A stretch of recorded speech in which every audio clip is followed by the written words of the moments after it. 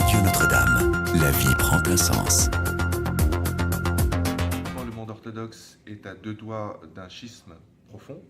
Et donc la question du médiateur est vraiment une question essentielle pour essayer de trouver une solution pour sortir, pour éviter de tomber dans un schisme qui risque de durer longtemps. Donc le médiateur le mieux placé, c'est l'Église catholique, parce que l'Église catholique a de très bonnes relations et avec Constantinople et avec Moscou. Donc on aimerait, je pense que Rome continue ses liens d'amitié avec le patriarche Bartholomée en rappelant que c'est fondamental pour une Église d'avoir le principe d'unité, du primus inter pares, parce que si Rome ne respecte pas ça, eh bien, il risque d'y avoir une division profonde au sein du monde orthodoxe. Premièrement, la solidarité. L'idée de solidarité, c'est de dire aujourd'hui il y a une guerre, aujourd'hui il y a des migrants, aujourd'hui il y a des blessés. Ce qui est prioritaire, c'est qu'ensemble nous travaillons pour aider ces blessés, ces migrants, etc. Premier point. Deuxième point, l'ecclésiologie, ce n'est pas quelque chose de fixe dans l'histoire. Rome est bien placée pour le savoir.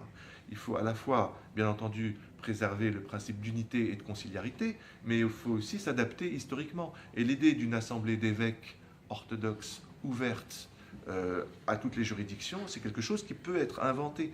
Et Rome, qui a un génie du droit canon, peut aider les orthodoxes à développer leur propre droit canon par rapport à ça. Et troisièmement, Rome peut rappeler l'importance de l'histoire. Justement, le thème actuel de la commission mixte de dialogue entre l'Église orthodoxe et l'Église catholique, c'est l'histoire du christianisme au deuxième millénaire.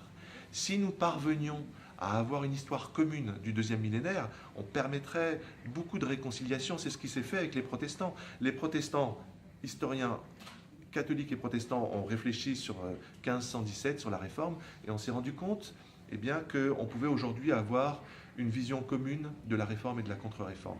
Il faut faire la même chose aujourd'hui par rapport à l'histoire des relations entre Rome, Constantinople et Moscou au deuxième millénaire. Donc voilà, Rome peut avoir des propositions très concrètes, ecclésiologiques, canoniques, caritatives, pour aider les orthodoxes à commettre l'irréparable.